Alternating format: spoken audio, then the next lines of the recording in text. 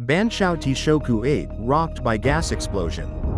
Taichung housing market shows sharp Q3 slowdown. AI boom lifts Taiwan's GDP, but not traditional manufacturers. Netflix to acquire Warner Bros. Studio and streaming business. Activists throw Custard at Crown Jewels in Tower of London protest. Doctor in Matthew Perry overdose case gets 2.5 years in prison. Katy Perry goes Instagram official with Justin Trudeau.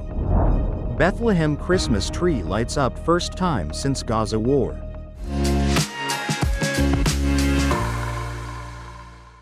Hello everyone, I'm Oceana. Thank you for joining us on FUNDAY News. It is Monday, December 8th, Green Monday, and here are our top stories.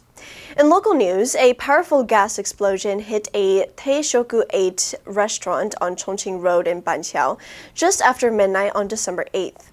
4 women and 1 man was injured as the blast blew out the second floor decor and signage. Firefighters found 4 leaking gas cylinders. The cause remains under investigation. Taichung's real estate market is cooling, with all 3 major indicators falling in the third quarter. Construction starts and floor area have nearly been halved as developers face tighter credit controls and rising costs. Property transfers reached 11,001 units, driven mainly by seasonal handovers. Building permits dropped 23% to 6,679 units. Taiwan's economy surged in the third quarter with GDP growth above 8%, fueled by the AI boom. But traditional manufacturers are not benefiting. A new Taipei machinery engineer told the Financial Times that rising costs, customer bankruptcies, U.S. tariffs, low-cost Chinese competition, and an appreciating NT dollar are squeezing profits.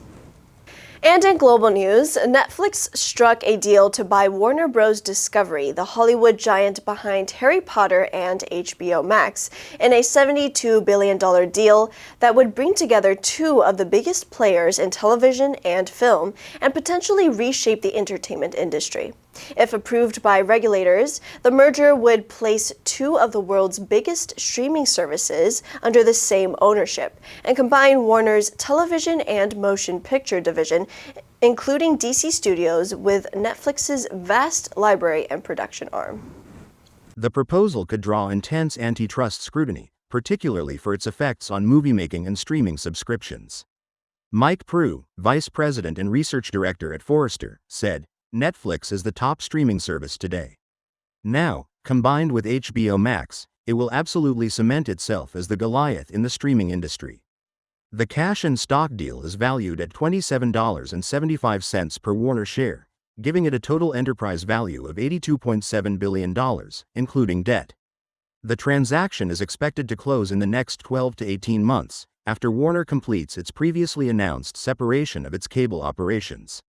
The Tower of London was closed after a video appeared to show activists smearing food on a display case containing one of Britain's crown jewels, the state crown. Police said 4 protesters were arrested following the incident just before 10 a.m. local time on Saturday. London's Metropolitan Police said officers worked closely with City of London police and security officers, and 4 people were arrested on suspicion of criminal damage. They were taken into custody. The tower has been closed to the public while the police investigation continues. Historic royal palaces said the crown jewels were not damaged during the incident and confirmed the site had reopened, after closing temporarily as police investigated. Footage posted on X showed a group gathered around the display case before hurling food and dousing one side of the case with yellow liquid. One of the protesters said, "Britain is broken. We come here to the jewels of the nation to take back power." Take Back Power, which describes itself as a civil resistance group, posted the video on X and claimed responsibility for the protest.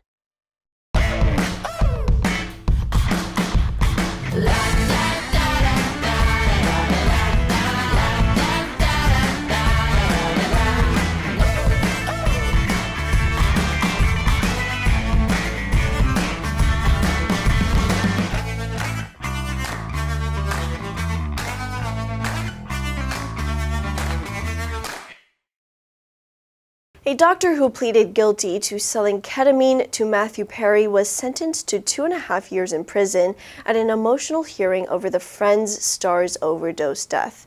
Judge Sherilyn P. Scarnett handed down the sentence, which included 2 years of probation and a $5,600 fine to 44-year-old Dr. Salvador Plasencia in a federal courtroom in Los Angeles. The judge said he did not provide the ketamine that killed Perry, but told him, "You and others helped Mr. Perry on the road to such an ending by continuing to feed his ketamine addiction."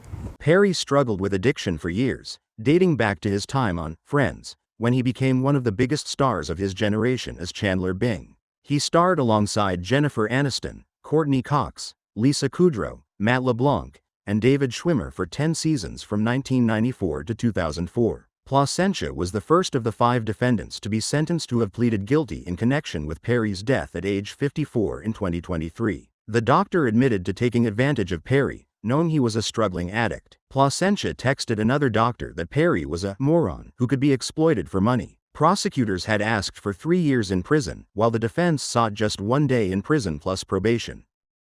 Katy Perry and former Canadian Prime Minister Justin Trudeau have gone Instagram official after the singer posted a series of photographs and videos from their trip to Japan. In one picture, Perry and Trudeau were seen smiling for a selfie with their faces touching. In another video, the pair are seen trying sushi.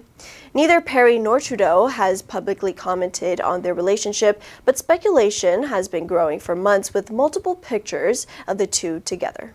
Trudeau was seen attending Perry's concert earlier this year, fueling rumors of a romance with the pop star. Perry was visiting Japan as part of her Global Lifetimes tour. She accompanied her Instagram carousel with the caption, "Tokyo Times on tour and more." Earlier this week, Trudeau also reposted a photograph of the pair together alongside the former Prime Minister of Japan, Fumio Kishida, and his wife, Yuko.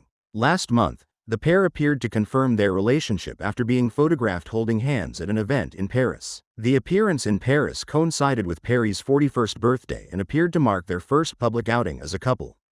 For 2 years during the Gaza war, all public Christmas celebrations were canceled in Bethlehem in the occupied West Bank, where Christians believe Jesus was born.